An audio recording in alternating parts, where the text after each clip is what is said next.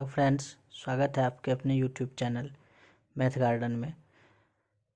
आज हम लोग प्रश्नावली 1.2 प्रश्न संख्या 5 का अध्ययन करेंगे। वीडियो अच्छा लगे तो लाइक कर लीजिएगा और चैनल पर नए हैं तो सब्सक्राइब कर लीजिएगा। तो चलिए आज का सवाल हम लोग हल करते हैं।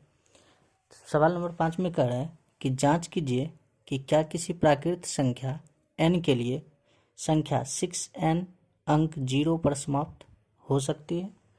तो चलिए सॉल्व करते हैं इसको। तो सबसे पहले क्या करेंगे, हम मान लेते हैं इसको कि माना कि a बराबर 6 पे पावर n। a कोई संख्या ले लिए जो 6 पे पावर n के बराबर होता है। तो अब यहाँ पे देखेंगे कि तब जो है कि क्या हो जाएगा कि a इज इक्वल टू, इसको हम लिख सकते हैं, इसका यदि 6 का गुणनखंड करेंगे तो 2 गुना 3 हो जाएगा, इस पे पावर n हो जाएगा। या तो हम इसको इस प्रकार भी लिख सकते हैं 2 पे पावर n गुना 3 पे पावर n, जहाँ पे n कोई प्राकृत संख्या है। प्राकृत संख्या यानी कि हम कुछ भी 1 2 3 4 5 कुछ भी यहाँ पे रख सकते हैं वैल्यू। अब यहाँ पे देखेंगे कि यहाँ पे क्या आ रहा है, यहाँ 2 और 3 अभाज्य संख्या है। 2 और 3 क्या है, अभाज्य संख्या है। तो अब यहाँ पे देखते हैं कि हम जानते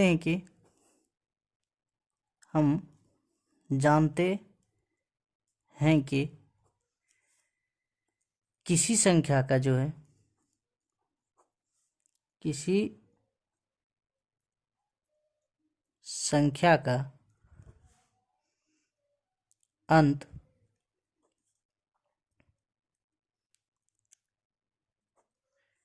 शून्य में तभी संभव है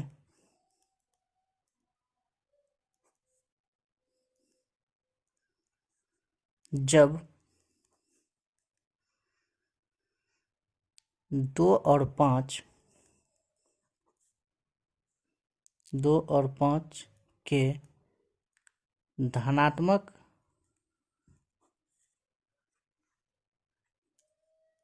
घात इसके गुणनखंड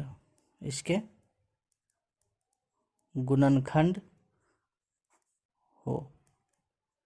तो देखिए सबसे इम्पोर्टेंट पॉइंट है, इसको ध्यान में रखेंगे और इसी पॉइंट को समझेंगे, क्योंकि इस सवाल का जो है मूल बात यहीं पे आ जाता है कि यहाँ पे देख रहे हैं कि हम 6a बराबर 6 पे पावर n इसको मान लिया और इसका गुणनखंड करके देखें कि 2 और 3 आ रहा है। यहाँ पे 2 और 3 क्या है, अभाज्य है, अर्थात अभाज्य गुणनखंड के रूप में इसको तोड़ दिया। अब मूल जो आ जाता है हमारा कि हम जानते हैं कि किसी संख्या का अंत शून्य में तभी संभव है जब 2 और 5 के धनात्मक घात इसके गुणनखंड हो। इस पॉइंट को हम बेहतर रूप से समझेंगे तब हम आगे को समझ सकते हैं। कोई भी संख्या ले लेते हैं हम, यहीं पे जो है कि समझ लेते हैं थोड़ा सा। कोई भी संख्या यदि हम ले लें तो उसका क्या हो जाएगा, जैसे कि हम देखते हैं कि इकाई अंक 10 का इकाई अंक 0 है, इसी प्रकार से 20 30 50 70 100 कुछ भी संख्या हम ले लेते हैं कि जिसका इकाई अंक क्या है, शून्य होना चाहिए। अब देखते हैं कि शून्य यदि है तो इसका गुणनखंड क्या आता है, इसका गुणनखंड करके देख लेते हैं। इसका गुणनखंड करेंगे 2 गुने 5, इसका गुणनखंड करेंगे 2 गुना 5, इसका गुणनखंड करेंगे तो क्या निकल के आएगा, 2 गुना 3 गुना 5, और इसका गुणनखंड करेंगे तो कितना हो जाएगा, 2 गुना 5 और इसका गुणनखंड करेंगे तो कितना हो जाएगा, 2 गुना 5 गुना 7, और इसका गुणनखंड करेंगे तो कितना हो जाएगा, 2 गुना 5 गुना 5।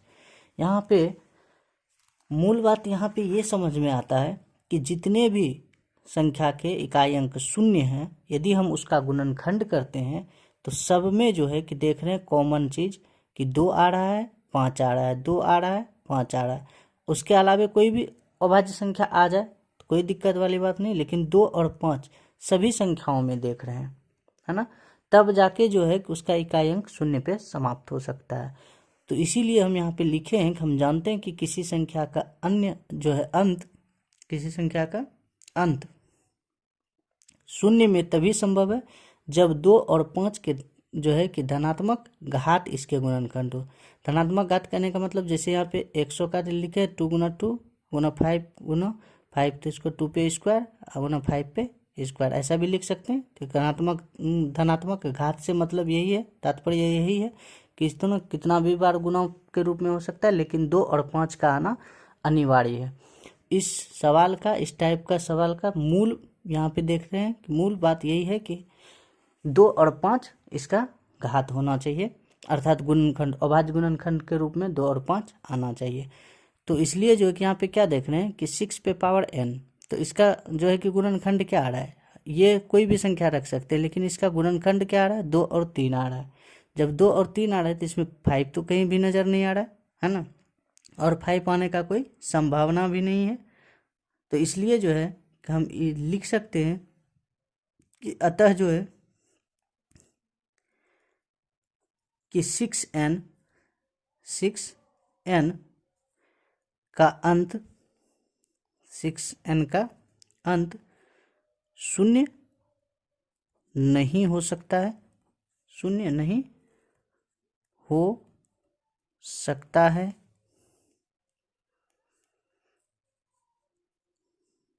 शून्य नहीं हो सकता है। और यही चीज़ हमको दिखाना था, 6n शून्य पर समाप्त हो सकती है, तो 6n का अंत शून्य नहीं हो सकता है। ये मेरा हो जाएगा आंसर। ये अब अगला क्वेश्चन देखते हैं, क्वेश्चन नंबर 6 को। कह रहा है कि व्याख्या कीजिए कि 7 गुना 11 गुना 13 प्लस 13 और 7 गुना 6 गुना 5 गुना 4 गुना 3 गुना 2 गुना 1 प्लस 5 भाज्य संख्याएं हैं, क्यों है ना, भाज्य संख्याएं क्यों है। तो अंकगणित का आधारभूत प्रमेय यह बताता है कि किसी भी अभाज्य संख्या को जो है, हम किसी भी भाज्य संख्या को अभाज्य संख्याओं के गुणनखंड के रूप में तोड़ा जा सकता है, अर्थात उसको हम अभाज्य संख्याओं के गुणनखंड के रूप में लिख सकते हैं। तो चलिए इसमें से सबसे पहले देख लेते हैं सवाल को। तो यहाँ भी हम क्या करेंगे कि मान लेंगे कि माना कि a बराबर 7 गुना 11 गुना 13 प्लस 13, ये a का मान लिए। और जो है कि b बराबर ले लेते हैं 7 गुना 6 गुना 5 गुना 4 गुना 3 गुना 2 गुना 1 प्लस 5, ये b का वैल्यू ले लिए। अब यहाँ पे देखेंगे कि तब हम a के मान को सॉल्व करते हैं। a बराबर क्या दिया गया, 7 गुना 11 गुना 13 प्लस 13, ये दिया गया था। अब देखेंगे ये तो यहाँ से यहाँ तक गुना के रूप में है, और इधर जो है कि प्लस के बाद एक अंक है। तो कहने का मतलब है कि यहाँ से यहाँ तक एक पद, ये दूसरा पद, 2 पद में विभाजित है। तो इसलिए इसमें से क्या करते हैं, कॉमन चीज़ क्या आ रहा है, 13 आ रहा है। 13 को कॉमन करेंगे तो क्या बचेगा मेरा, 7 गुना 11 अब प्लस 1 बचेगा, और इसको सॉल्व करेंगे तो कितना हो जाएगा 13, और इसको जो है कि ऐड करेंगे तो हो जाएगा 78।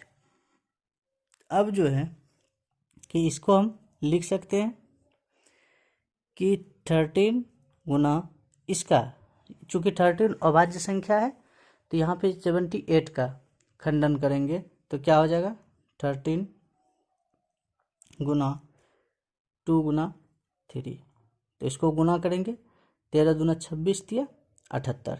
तो यहाँ पे देख रहे हैं इस प्रकार गुणनखंड के रूप में लिख सकते हैं। तो कहने का मतलब है कि किसी भी भाज्य संख्या को, ये हम a बराबर माने थे तो इसी का ये रूप है, हाँ, तो किसी भी भाज्य संख्या को हम अभाज्य गुणनखंड के रूप में लिख सकते हैं।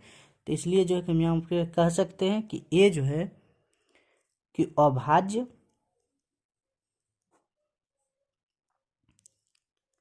गुणनखंडों का, अभाज्य गुणनखंडों का गुणनफल है, अभाज्य गुणनखंडों का गुणनफल है ना। अतः जो है कि यह भाज्य संख्या है, अतः यह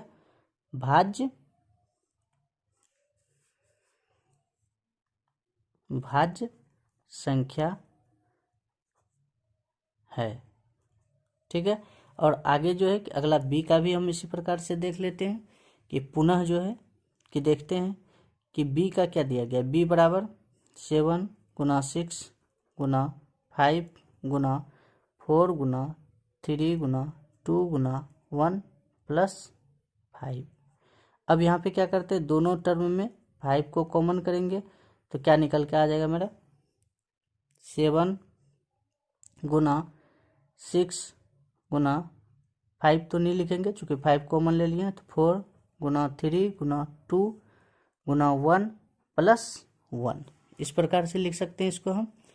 अब यदि इसको गुना करते हैं तो सबसे पहले देख लेते हैं गुना करके कितना हो जाता है 5 गुना, तो गुना करते हैं इसको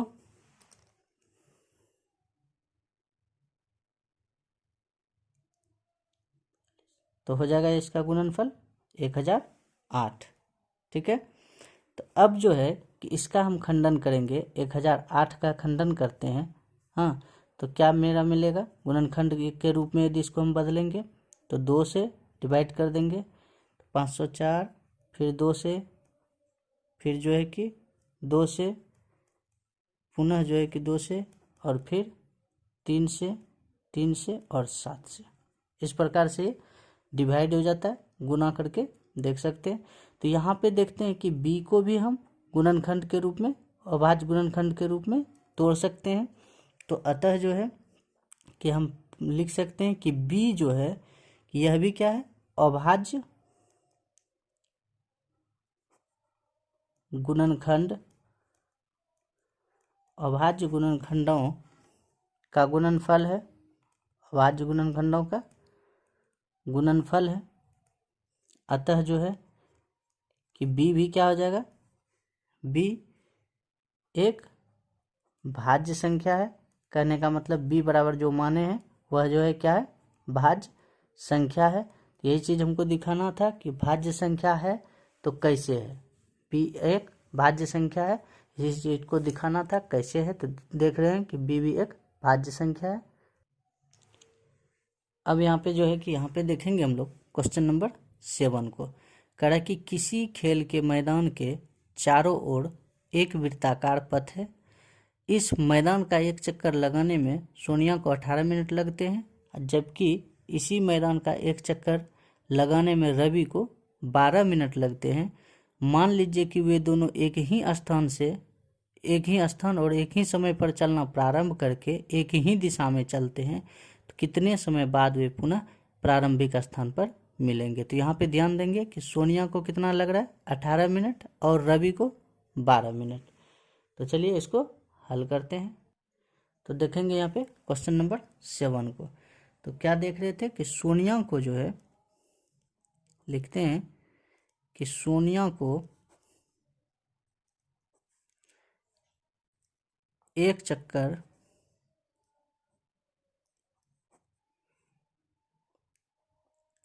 लगाने में समय, एक चक्कर लगाने में समय कितना लगता था सोनिया को, तो देख लेते हैं। सोनिया को लगता है 18 मिनट, तो समय कितना लग जाता है इसको 18 मिनट।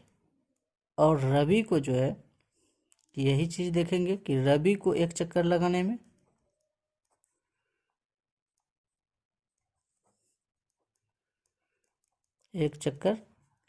में समय कितना लगता है, इसको लग जाता है 12 मिनट। अब यहाँ पे देखेंगे कि सोनिया को 18 मिनट लगता है और जो है कि रवि को 12 मिनट। का वृत्ताकार पथ है, तो जरा समझने का प्रयास करेंगे। ये एक सर्कल ले लेते हैं जो वृत्ताकार है। अब एक ही पॉइंट से यदि दोनों चलना प्रारंभ करता है तो जो है कि एक जो है मान के चलते हैं कि सोनिया को 18 मिनट, यानी कि सोनिया के द्वारा जो चक्कर लगाया जाएगा, ये देख रहे हैं ये सोनिया के द्वारा लगाया जाएगा चक्कर, तो इसको लग जाता है 18 मिनट। जबकि कोई इसको बहुत फास्ट यानी कि 12 मिनट में ही, रवि जो है कि 12 मिनट में ही इसको पूरा कर लेता है। कह रहा है कि एक ही दिशा में चल रहा है, रवि भी इसी दिशा में चल रहा है, लेकिन इसको क्या लग रहा है 12 मिनट का समय लग रहा है। तो यहाँ पे देखेंगे 12 मिनट का समय लगता है। तो यहाँ पे देख रहे हैं कि रवि फास्ट आ रहा है, जबकि उसके अपेक्षा सोनिया का रफ्तार कम है। तो कह रहा है एक ही दिशा में चलना है, तो पुनः वह कब मिलेगा। तो क्या करते हैं, तो यहाँ पे जो है कि दोनों एक ही स्थान पे मिले, तो सबसे पहले हम लोग क्या करेंगे, एलसीएम ज्ञात कर लेंगे। कितना का, 18 का। तो 18 का एलसीएम निकालेंगे तो कितना हो जाएगा, 2 से 9, 3 गुना 3, तो क्या निकल के आ गया मेरा 2 गुना 3 पे पावर 2, और जो है कि 12 मिनट। रवि के द्वारा जो लिया गया समय है उसका भी एलसीएम निकालेंगे, तो 2 दूना 4 तिया 12, अर्थात 2 पे स्क्वायर 3 हो जाएगा। ये 2 पे स्क्वायर 2 स्क्वायर गुना 3 हो जाएगा। अब यहाँ पे देखते हैं तो दोनों का क्या निकालना है हमको, एलसीएम। तो इसलिए जो है कि एलसीएम 18 और 12 का कितना हो जाएगा। सबसे पहले उभयनिष्ठ संख्या, तो देख रहे हैं कि दोनों में 2 और 3 है ना, लेकिन इसके साथ साथ हम एलसीएम में क्या लेते हैं कि जो महत्तम घात होता है उसको लेते हैं। तो महत्तम घात यहाँ पे क्या देख रहे हैं, 2 में से महत्तम घात क्या है, 2 पे पावर 2 है, और 3 में महत्तम घात क्या है, 3 पे पावर 2 है। तो इसको लेंगे तो कितना हो जाएगा मेरा, 2 दूना 4, 3 तिया 9, 9 चौके 36। तो क्या हो गया मेरा एलसीएम 36। तो यहाँ पे लिख सकते हैं कि अतः जो है कि वे पुनः जो है कि कितने समय के बाद मिलेंगे, तो पुनः जो है कि 36 मिनट के बाद मिलेंगे, है ना। तो पुनः जो है 36 मिनट के बाद मिलेंगे। ये हो जाएगा मेरा आंसर। मिलते हैं नेक्स्ट वीडियो के साथ, तब तक के लिए जय हिंद।